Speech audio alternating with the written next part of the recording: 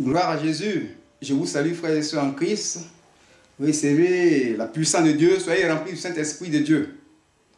Pour le message d'aujourd'hui, tu vas prendre ta Bible dans le livre de 1 Corinthiens, chapitre 4, versets 18 à 20. Alors nous allons lire la parole de Dieu du Nouveau Testament. 1 Corinthiens, chapitre 4, lis le verset 18. Quelques-uns se sont enflés d'orgueil, comme si je ne devais pas aller chez vous. Mais j'irai bientôt chez vous, si c'est la volonté de Dieu, du Seigneur, et je connaîtrai non les paroles, mais la puissance de ceux qui se sont enflés. Car le royaume de Dieu ne consiste pas en paroles, mais en puissance.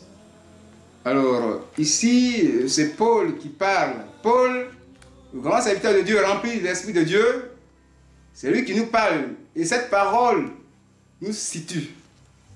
Il parle, oui, aux enfants de Dieu qu'il a gagné à Christ à Corinthe. C'est une ville européenne, hein, la Grèce, au sud de la Grèce, du côté ouest de la capitale de la Grèce, Athènes. Athènes à l'est, et puis Corinthe à l'ouest. Au cours de son troisième voyage missionnaire, il a gagné des âmes. À Christ là-bas, il a établi une assemblée de Dieu, il a mis, oui, il a mis Apollos comme serviteur de Dieu, et lui, il est revenu à sa base. Mais là, il apprend une nouvelle. Il y a une division là-bas. Il y en a qui disent que je suis d'Paul, d'autres disent je suis d'Apollos. Il y a une division. Et l'orgueil commence à gagner certaines personnes là-bas. Alors là, ici, nous voyons, oui, le diable s'agite, la sorcellerie a envoyé l'esprit de division qui se manifeste par l'esprit, oui, d'orgueil qui a possédé ces gens-là. C'est l'esprit d'orgueil, c'est la sorcellerie. C'est ça qui fait les divisions. L'orgueil est là. Bien aimé, c'est ça qui est là.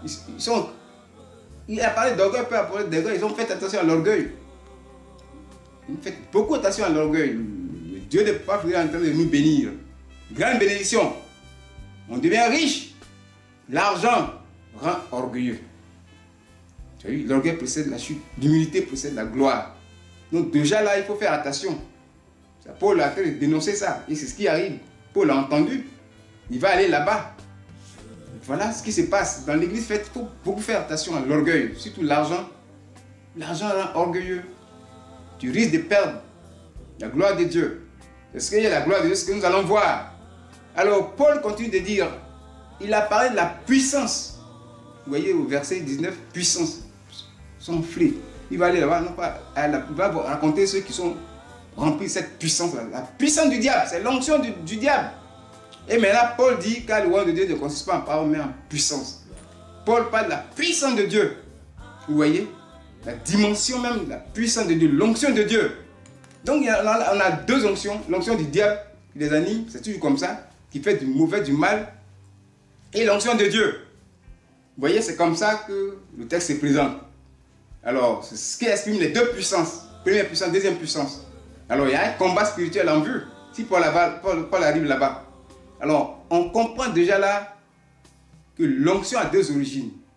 Le diable et Dieu.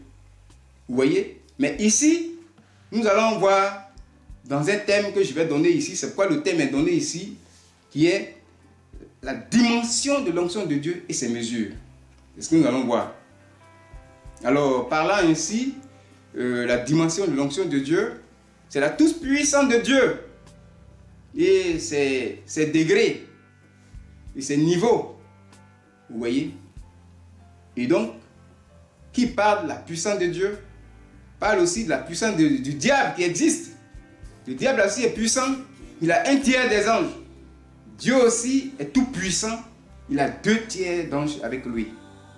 Alors vous voyez, l'onction de Dieu, c'est un thème qui renferme beaucoup de mystères et qui sont souvent difficiles à expliquer. C'est un message explicatif pour qu'on puisse comprendre certaines situations.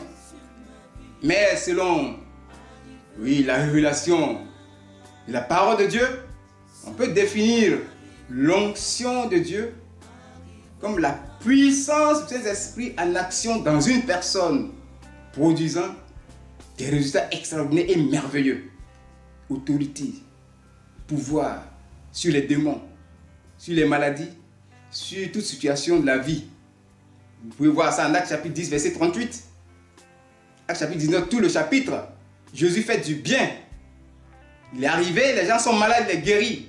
Ils sont malades de l'onction du diable. Il les guérit. Vous voyez? Donc l'onction fait du bien. Alors c'est pourquoi mon message va se développer autour de 3 dimensions de l'onction. Nous allons voir les 3 dimensions de l'onction. Et à chaque dimension, la mesure de cette onction-là. Vous voyez? Et les 3 dimensions de l'onction sont la petite puissance, la ordre. Ça, c'est la première dimension qu'on appelle l'onction du lépreux. Selon la Bible, l'onction du lépreux, Lévitique 14, le verset 8, le verset 14 et le verset 18. Et la mesure de cette onction, c'est Ézéchiel 47, verset 3. Ça, c'est la première étape, la première onction, la petite onction que tout le monde reçoit. On va développer ça point par point. La deuxième onction, deuxième niveau, deuxième mesure de l'onction, on appelle ça l'onction des serviteurs de Dieu. L'onction du sacerdoce. L'onction sacerdotale. Ça, c'est pour les serviteurs de Dieu. Vous verrez ça dans Exode 40, verset 15. Acte 1, verset 8. Voilà. Et ce sont des différentes... La mesure de cette onction, c'est Ézéchiel 47, verset 4. Vous voyez? Et ainsi de suite, on va aborder le 3e niveau d'onction.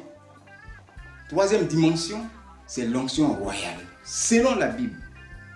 L'onction royale, Luc chapitre 4, verset 14. Vous voyez? Bon, première, deuxième, troisième. Deuxième dimension, tu peux lire Luc 4, verset 1. Deuxième dimension. Exode 40, verset 15. Vous voyez? Et donc, nous allons voir ça par détail. Mais avant d'aller plus loin, la 3e onction qui est l'onction royale, Luc 4, verset 14, la dimension de cette onction, c'est Ézéchiel 47, verset 5. Elle est mesurée. Mais avant d'aller plus loin, je vais vous parler de la manifestation de l'onction. Peut-être aujourd'hui, c'est un thème très important, on va finir après. Mais pourquoi j'ai abordé ce thème? On va comprendre beaucoup de choses. Oui. Le pourquoi, selon, quand on est dans un songe, on est en danger, on invoque Jésus, mais la réponse de Dieu est lente, elle n'est pas efficace. Et quand on dit Dieu ne peut pas faire, automatiquement la réponse est efficace, rapide. On va comprendre tout ça. Pourquoi maintenant, de nos jours, l'une des plus grandes autorités de ce pays et l'un des plus riches du monde est devenu membre du chemin du ciel? On va répondre à toutes ces questions-là. Oui, on va répondre à beaucoup de questions. C'est pour ça que ce message est venu. Vous voyez donc, ici, avant d'aborder même ces 3 points pour les développer, je vais parler de la manifestation de l'onction. Comment elle se manifeste? Il suffit que je vous donne des versets bibliques à l'appui. On peut la voir. Comment l'onction se manifeste? L'onction du Saint-Esprit est très importante. C'est elle qui fait la base même de l'œuvre de Dieu sur la terre. C'est par elle quand on est sauvé, on est délivré, on va au paradis. S'il n'y a pas d'onction, tout est bloqué. Donc c'est très important qu'on rentre dans la profondeur.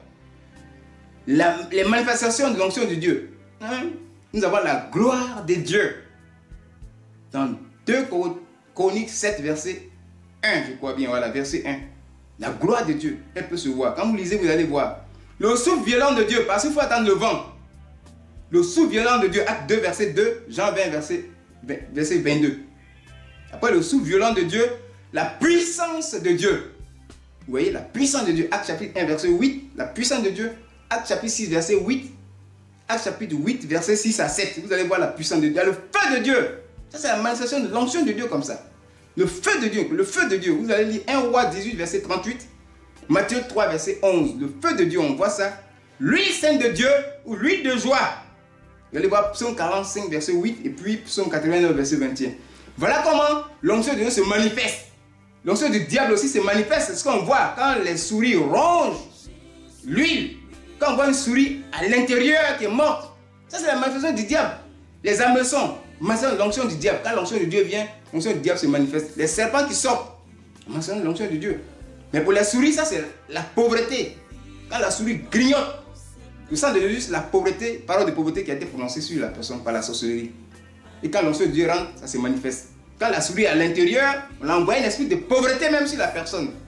Donc c'est plus pour fuir, il se manifeste et puis on voit la souris. C'est comme le serpent aussi, l'esprit de python. C'est ça qui se manifeste comme ça, la sirène des eaux. Quand c'est brusque, l'onction de Dieu frappe et puis on voit ça. C'est comme ça que les choses se passent.